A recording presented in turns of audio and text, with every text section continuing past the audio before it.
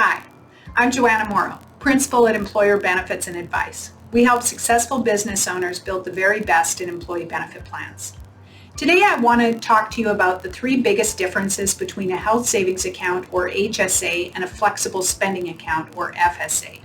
Let's talk first about the HSA. So the first biggest difference is the type of plan it can be paired with.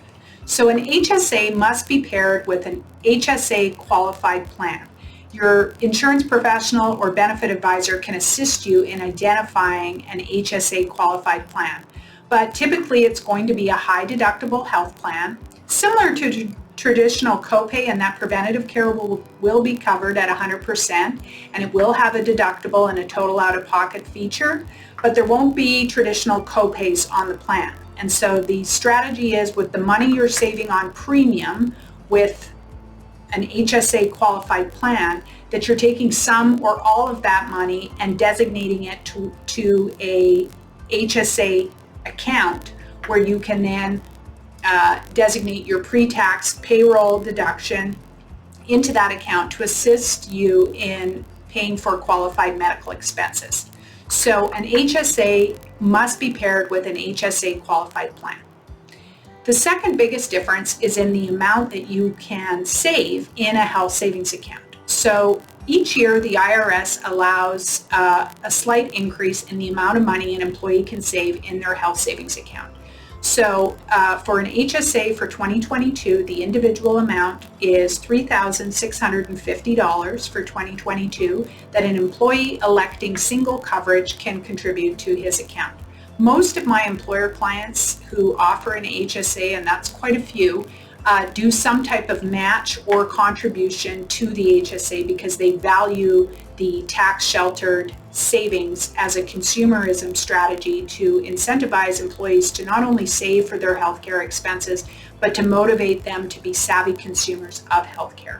So $3,650 is the individual maximum for 2022. For employees electing dependent coverage, so employee spouse, employee child, or employee children or family, that amount is doubled to $7,300 for the 2022 tax year. Okay, so that's the amount that the IRS will allow employees and people to save in their HSA plans, HSA accounts, if they have an HSA qualified medical plan underlying it.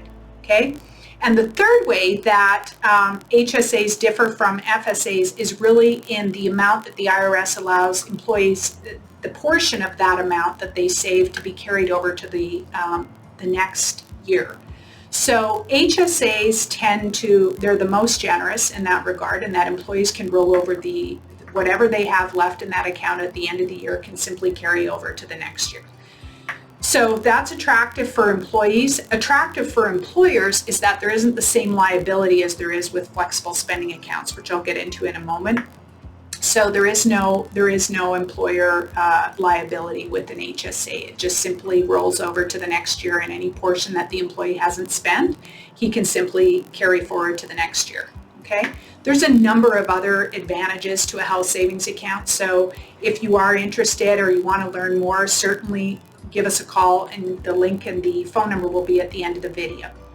Now let's talk about flexible spending accounts. So flexible spending accounts must be paired with a traditional copay plan or PPO plan. Okay, they can be paired with an HSA qualified plan. However, then the IRS gets a say in the types of health care that you can purchase with tax shelter dollars out of the FSA. So in a limited purpose FSA, which is an FSA benefit attached to an HSA medical plan, the only expenses that an employee can pay for with money out of their flexible spending account are for dental or vision. Okay, so to get the full impact or full benefit of a flexible spending account, it must be paired with a traditional copay plan, which is different than an HSA qualified plan. Secondly, the amount that the IRS allows employees to designate or save in a flexible spending account is less. So for 2022, it's $2,850 is the amount that employees can save in that account. Okay, And that's the biggest difference. The other challenge for employers is that if an employee chooses to fully fund they want to designate $2,850, the maximum, let's say for a given plan year. So for January 1st to December 31st, I want, I want the full amount taken out of my paycheck month after month and put in my account. If the employee goes for some type of medical service in March, so only after 3 months of contributing, and exhausts all of the money in his account, if he leaves the company before the end of the year, so let's say he goes for a surgical procedure or something in March where he exhausts all of the money in his account,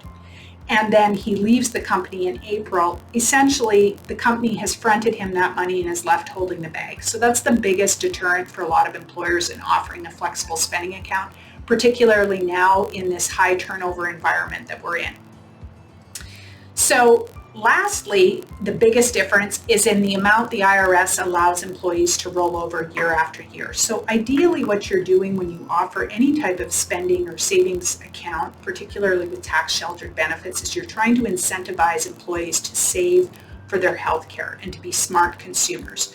So you want them building that little nest egg for their healthcare costs so that if something happens in the future, they're not having to dip into other savings such as retirement savings to pay for those expenses.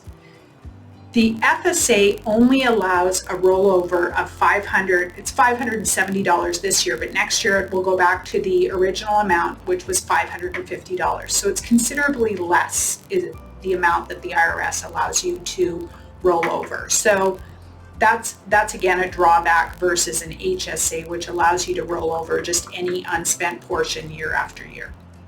So there you have it. Those are the three biggest differences between an HSA and an FSA. Both can be great strategies. It just really depends on the nature of the employer, the nature of the industry, and what you're trying to do. However, HSAs have certainly gained momentum and popularity in recent years for obvious reasons. So if you'd like more information or you'd like to learn more about how they can work for you and your employees, give us a call, 602-903-4047, or click the link in the video for someone to reach out to you and give you more information.